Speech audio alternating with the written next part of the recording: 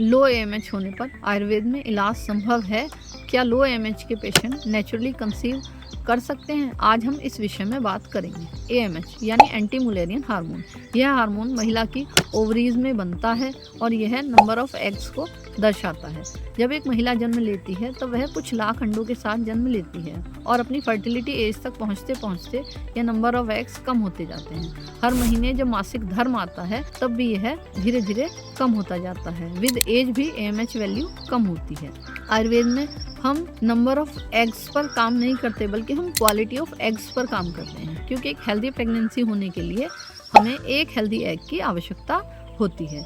AMH की normal value कितनी होती है? तो एएमएच की नॉर्मल वैल्यू 1 से 3.5 के बीच होती है। 1 से वैल्यू कम होने पर उसे हम लो एएमएच के नाम से डिनोट करते हैं। तो जब हमारी एएमएच लेवल कम होता है तो उसमें एग की जो क्वालिटी होती है वो अच्छी नहीं होती है। तो लो एएमएच होने पर पेशेंट कंसीव तो कर जाते हैं लेकिन उसमें रिकरेंट अबॉर्शन के चांसेस बने रहते हैं। इसलिए यदि पेशेंट को लो एएमएच की परेशानी है तो उसको पहले आयुर्वेदिक औषधियों का प्रयोग करना है।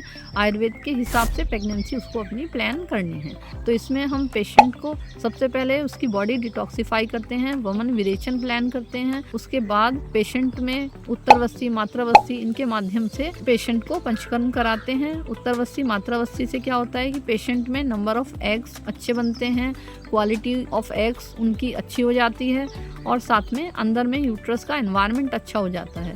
यूट्रस की एंडोमेट्रियम की जो थिकनेस है वो इम्प्रूव होगी। जब यूट्रस की एंडोमेट्रियम इम्प्रूव होती है तो वह एम्ब्रियो को अच्छे से न्यूट्रिशन दे पाती है। एएमएच बढ़ाने के कुछ घरेलू उपाय।